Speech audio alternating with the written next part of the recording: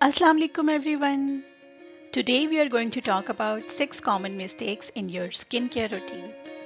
आज हम उन गलतियों के बारे में बात करेंगे जो आप अपनी स्किन केयर रूटीन में कर रहे हैं और उसकी वजह से आप रिजल्ट्स नहीं देख पा रहे हैं जो आप एक्सपेक्ट कर रहे होते हैं. So let's talk about them. If you're watching my channel for the first time, my name is Dr. Anila, dermatologist and aesthetic physician. अगर आपने अभी तक मेरा चैनल सब्सक्राइब नहीं किया तो प्लीज़ मेरे चैनल को सब्सक्राइब करें और बेल आइकन को क्लिक करें for the notifications. You can also follow me on Facebook and Instagram at Skin Doctor for you. Are you going to bed with your makeup on? If you're going to bed with your makeup on, this is one of the big skincare mistake that you are doing. क्योंकि makeup जो है वो dirt और environmental pollutants को trap कर लेता है जिसकी वजह से स्किन एनवायरमेंटल स्ट्रेस में चली जाती है और डीएनए डैमेज भी हो सकता है, कोलेजन डिग्रेडेशन हो सकती है और उसकी वजह से प्रीमेच्योर एजिंग हो सकती है. प्रीमेच्योर एजिंग का मतलब ये है कि वक्त से पहले आपकी स्किन एजिंग के प्रोसेस में चली गई है. दूसरा जो मेकअप करता है वो ये है कि आपके जो पोर्स हैं फेस पे उनको ये क्लॉग कर देता है जिसकी वजह से एक्ने फ्लेयर अप हो सकती है. तीसरी जो बड़ी वजह है कि अगर आप मेकअप के साथ सो रहे हैं तो मेकअप जो है वो बहुत सारे ऐसे बैक्टीरियाज और वायरसेस हैं उनको भी ट्रैप कर सकता है. स्किन में इन्फ्लेमेशन हो सकती है और इन्फेक्शंस हो सकते हैं, स्पेशली जो around the eyes. It's very delicate area, तो वहाँ पर जो स्किन होती है इट्स वेरी डेलिकेट और वहाँ पर इन्फ्लेमेशन और डर्मेटाइटिस हो सकता है. और इसके अलावा मेकअप में बहुत सारे ऐसे केमिकल्स होते हैं जिसकी वजह से स्किन जो है वो एलर्जिक हो सकती है और इरिटेट कर सकती है. क्योंकि जब हम रात को सोते हैं तो हमारी बॉडी में हार्मोन्स रिलीज होते हैं जैसे कि ग्रोथ हार्मोन और मेलाटोनिन, जिसकी वजह से जो स्किन रिपेयर और रीजनरेट करती है जब हम डीप स्लीप में चले जाते हैं तो. लेकिन अगर आपने मेकअप लगाया हुआ है तो वो ये हार्मोन्स रिलीज़ नहीं हो सकते या कम रिलीज़ होते हैं जिसकी वजह से स्किन जो है बहुत डल हो जाती है, उसका रिपेयर इतना अच्छा नहीं हो सकता. So best thing is to do is कि आप सोने से पहले जेंटली मेकअप को क्लीन करें. और सिर्फ मेकअप नहीं, अगर आपने सनब्लॉक भी लगाया है तो भी आपने रात को वो क्लीन करके अच्छी तरीके से जेंटली क्लीन करना है, बहुत एग्रेसिवली क्लीन नहीं करना. जेंटली क्लीन ऑफ करके और उसमें जो है आप अपने जो भी बेनिफिशियल कॉस्मेटिकल्स या मॉइस्चराइजर्स आप रात को लगाना चाह रहे हैं वो आप लगाएं और फिर आपकी स्किन ज़्यादा रिपेयर करेगी और नेक्स्ट डे जो है वो ज़्यादा ब्राइट और ग्लो कॉम्प्लेक्शन के साथ शो करेगी.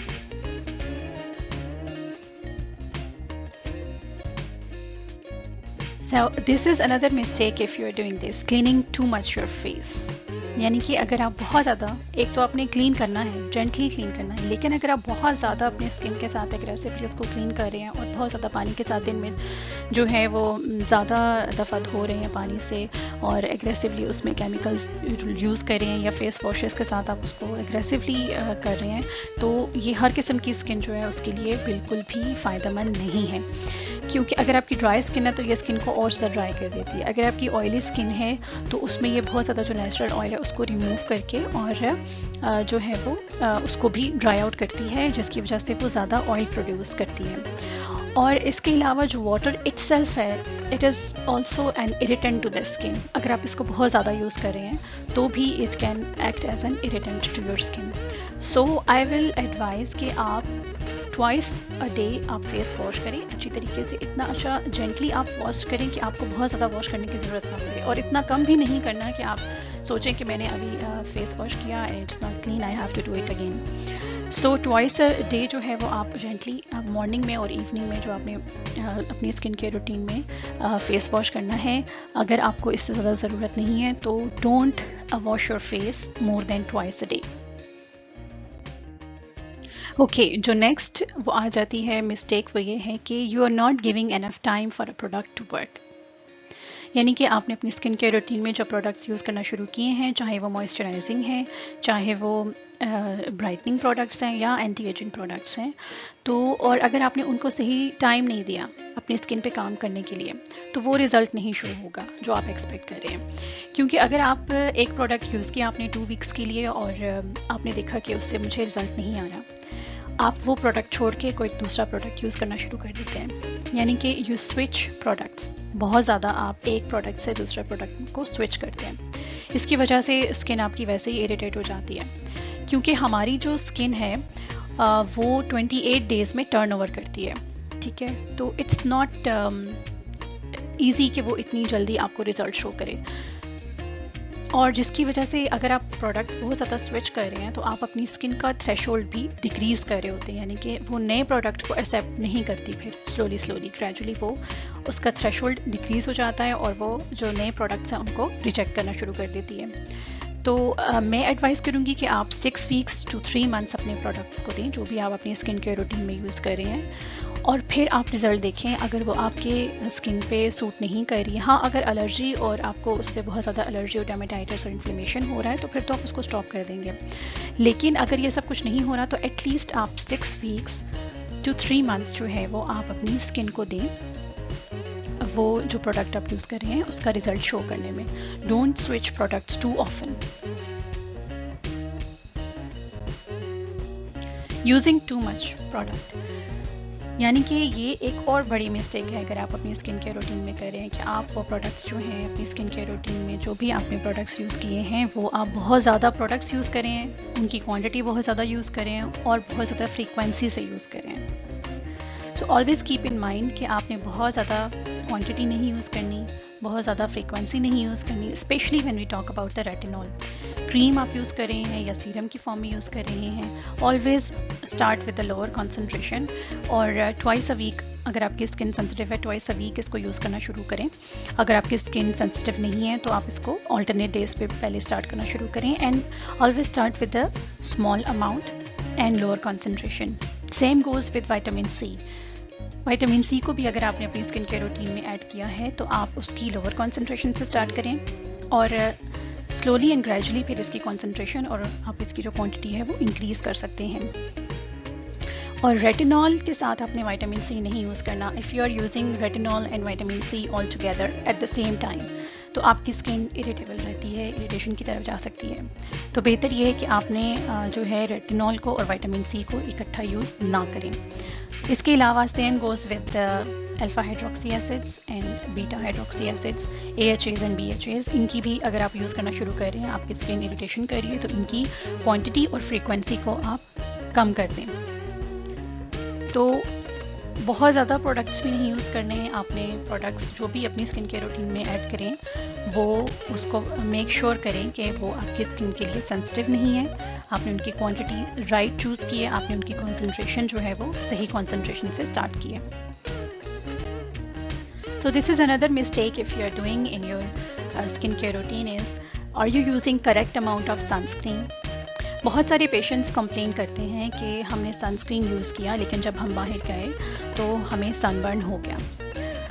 तो इसके लिए सबसे ज़्यादा इम्पॉर्टेंट चीज़ ये है कि आपने सनस्क्रीन जो है वो सही अमाउंट में यूज़ करनी है और सही फ्रीक्वेंसी से यूज़ करनी है। अगर आपने बहुत ज़्यादा सन एक्सपोजर हुआ है आपका और आपने 2 to 3 आवर्स के बाद स्किन पे जो है वो सन ब्लॉक यूज़ नहीं किया तो भी आपकी स्किन जो है वो सनबर्न कर सकती है।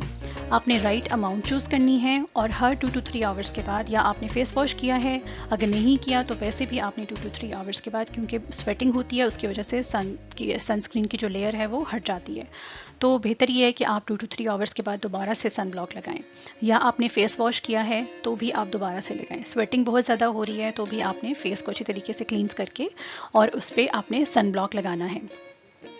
और right amount is very important, यानी कि अगर आपने बहुत थिन लेयर लगाई है स्किन की सनस्क्रीन की तो भी वो अपना काम नहीं करेगी। ठीक है, आपने जैसे फेस पर अगर हम सिर्फ फेस की बात करें तो अबाउट 2 ml यानी कि 1/4 to 1/3 ऑफ अ टीस्पून वो आपने फुल फेस पे अप्लाई करना है इन वन एप्लीकेशन। ठीक है, अगर आपने जो है वो 2 आवर्स के बाद रीयूज़ इसको किया है तो अगेन मेक श्योर कि आपने 2 ml जो है वो अपने फेस पे लगाया है। सेम गोज़ विद द जो आपकी dorsum areas of the hands हैं, यानी कि आपके जो हाथ हैं उन पे अगर आपने लगाया है सनस्क्रीन तो इतना ही अमाउंट जो है वो आपने एक हाथ पर लगाना है, दूसरे हाथ पर, and same goes with every area of your body जो आपकी एक्सपोज सर्फेसेस हैं। So make sure you are using right amount and you are putting it after every 2 to 3 hours on the exposed surfaces of the body. In the last I will definitely discuss that are you using essential oil on your face. बहुत सारे लोग essential oil जो है वो अपने face पर use कर रहे होते हैं। एसेंशियल ऑयल्स होते क्या हैं? These are the concentrated oils जो कि रूट्स, फ्लावर्स, लीव्स या फिर फ्रूट ऑफ द प्लांट से एक्सट्रैक्ट किए जाते हैं और बहुत ज़्यादा फ्रेगनेंट कंपाउंड्स होते हैं। तो जिसकी वजह से कुछ लोगों में तो एलर्जीज़ नहीं होती, लेकिन कुछ लोगों में इसमें बहुत ज़्यादा एलर्जीज़ हो सकती हैं, सेंसिटिविटीज़ हो सकती हैं, and after some time skin जो है वो इतनी ज़्यादा इरिटेट हो जाती है कि वो रेडनेस और इवन रैश की तरफ भी चली जाती है। सो इससे रैशेस भी डेवलप हो सकते हैं आपकी स्किन में, क्योंकि ये बहुत ज़्यादा फ्रेगनेंट और हाईली कॉन्सेंट्रेटेड कंपाउंड्स होते हैं। और सेकंड चीज़ ये है कि जो एसेंशियल ऑयल्स हैं इनमें कुछ ऐसे केमिकल्स और एंजाइम्स होते हैं जो कि नॉर्मली तो आपकी स्किन को इरिटेट नहीं करते, लेकिन जब आप सनलाइट में जाते हैं तो जिसकी वजह से ये फोटोटॉक्सिक हो जाते हैं, यानी कि धूप की वजह से ये जो है टॉक्सिक केमिकल में कन्वर्ट हो जाते हैं, जो कि आपकी स्किन के लिए बहुत ज़्यादा डेंजरस हो सकते हैं। So always avoid using concentrated essential oil on your face and remove them from your skincare routine. I hope it helps your everyday skincare journey towards Blossom Skin.